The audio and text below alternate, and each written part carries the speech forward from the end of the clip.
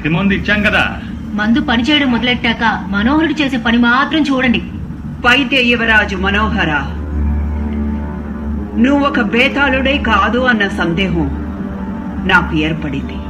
నేను బేతాళున్నా కాదా అని సందేహపడితే తెలీదు, వీరత్వాన్ని చూస్తేనే తెలుస్తుంది. పంపించండి మీ బేతాళుల్ని.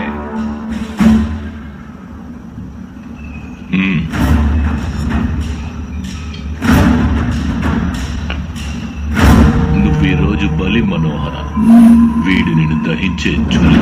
ప్రేమకి నా ప్రాణమైనా ఇస్తాను బలి. పగవాడి ప్రాణం తీయడంలో నేనే పులి.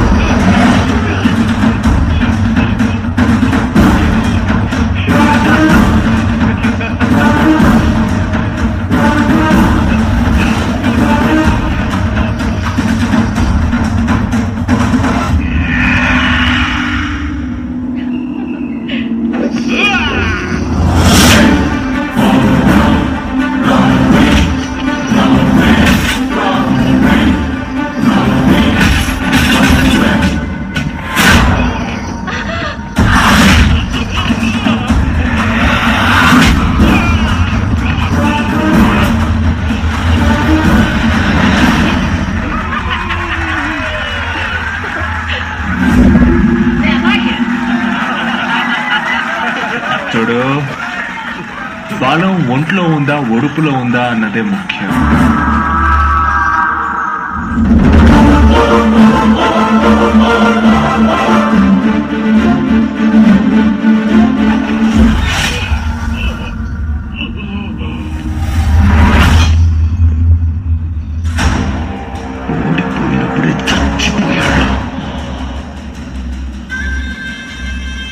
రాణి గారికి నా మీద సందేహం లేదు, మధ్యలో ఉన్న వాళ్ళకే నా మీద సందేహం.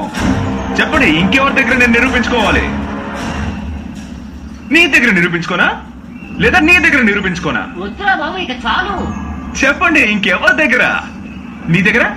నీ దగ్గర లేకపోతే ఏంట్రా ఇది? నీ దగ్గర? ముగిసిపోయిన కచేరీకి ముక్తాయిపిస్తున్నా. ఏయ్, ఎవరి దగ్గర నా దగ్గర నిరూపించుకోవాలి? నిరూపించగలవా?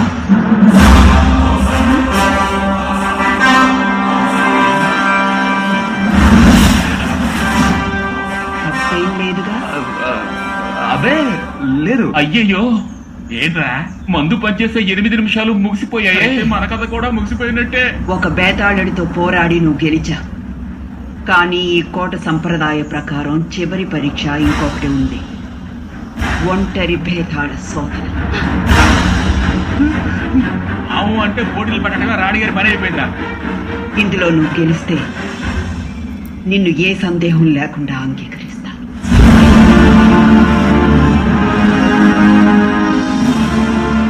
ఇది భేదాళ శోధన వలయం.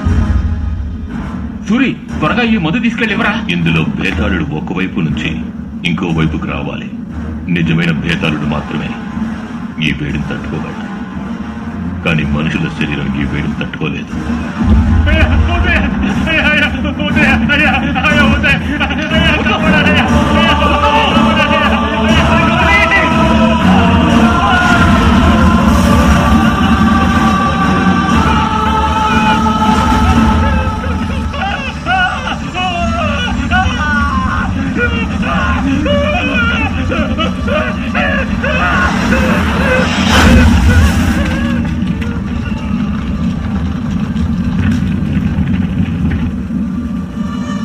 అన్నా నాకు పాడు కట్టేసినట్టు ఉందన్నా.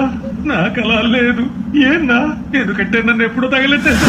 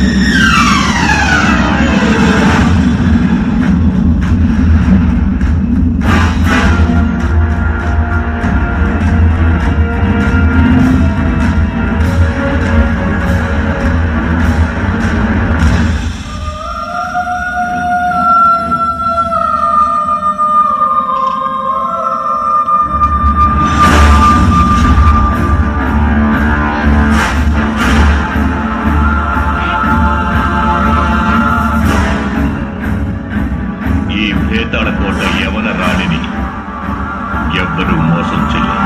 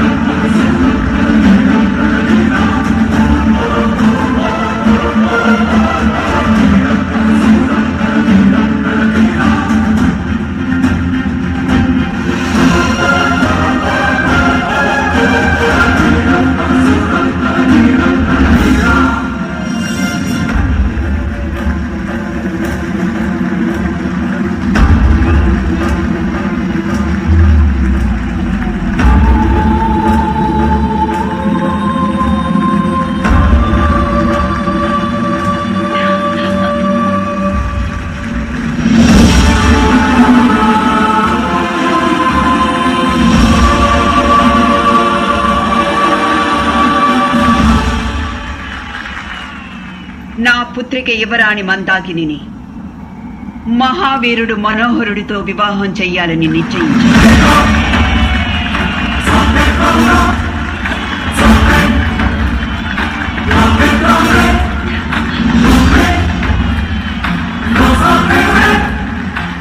ముహూర్తాన్ని త్వరలో ప్రకటిస్తాను.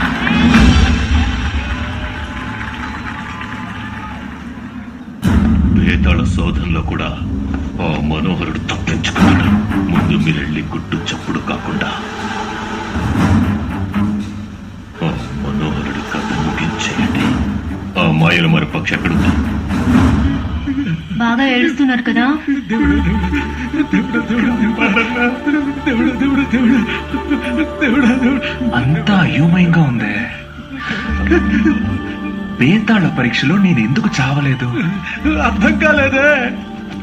మనోహర, అంతఃపుర రజకుడు నిన్ను రహస్యంగా కలవమంటున్నాడు.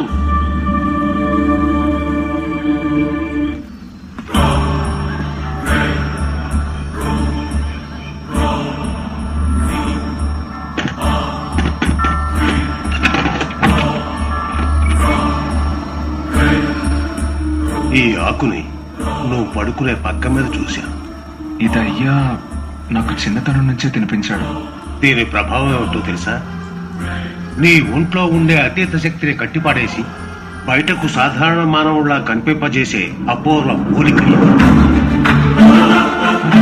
మరి నేను ఒక బేతాళున్నా? అవును, నువ్వు ఒక బేతాళుడివి. మీ తండ్రి ఎవరో చెప్పమంటావా?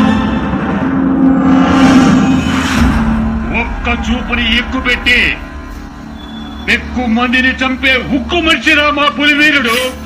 ముందు నిన్ను కాపాడడానికి వస్తాడేమో చూడు. ఇప్పుడు రమ్మనండి మీ పులివీరుని, రమ్మనండి.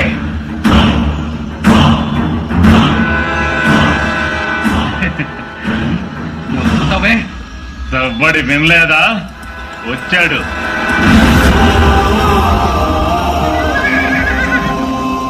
జనాన్ని ఆదరించే ధీరుడు, మిమ్మల్ని అంతం చేసే వీరుడు.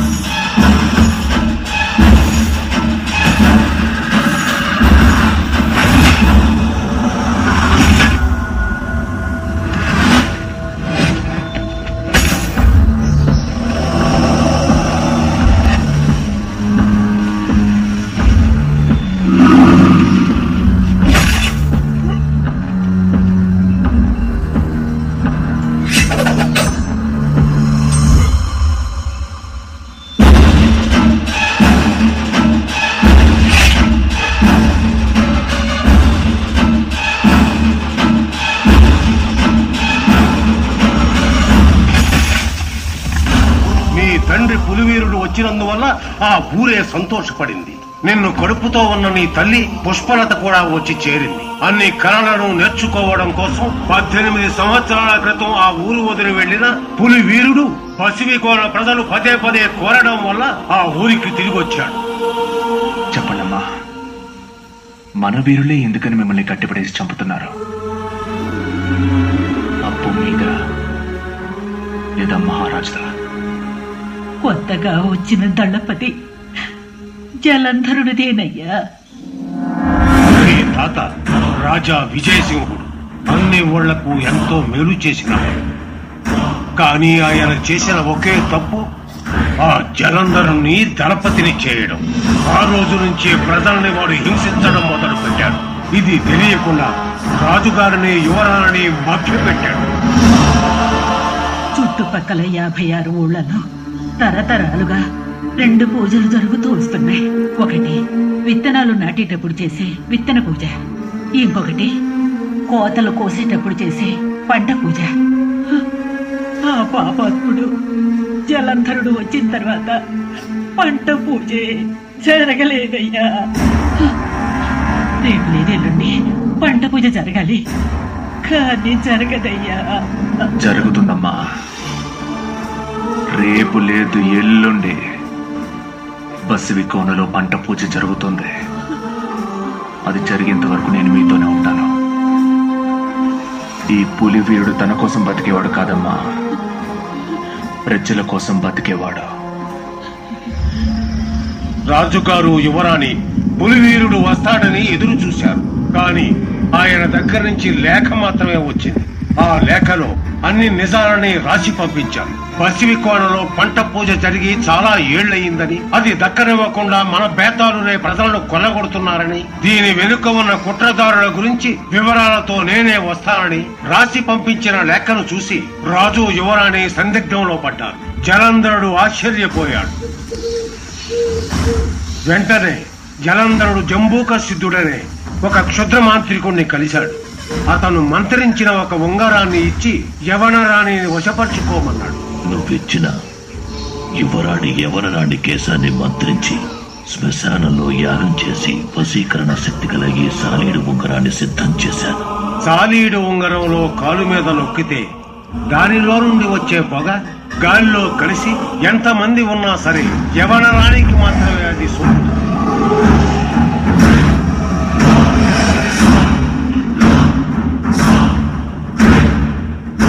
పొమ్మని చెప్తున్నాను కదా. ఉంగరాన్ని మొత్తం విరిచేస్తే యవనరానికి పిచ్చి పట్టి ప్రాయతాండవం చేస్తుంది. తర్వాత ఆమెను అడ్డు పెట్టుకుని రాజునే బంధించాడు జలంధరుడు. బేతాల కోట అధికారం అంతా జలంధరుడి చేతికి వచ్చింది. తెర ముందు రాణి నుంచి తెర వెనుక ఈ నాటకం అంతా జలంధరుడు ఆడుతున్నాడు. అది మాత్రమే కాదు, జలంధరుడి అన్యాయానికి విధి కూడా కలిసొచ్చి ఘోరాలెన్నో జరిగిపోయాయి. ఆ రోజు బసివి కోరలో పంట పూజ సంతోషంగా మొదలైంది.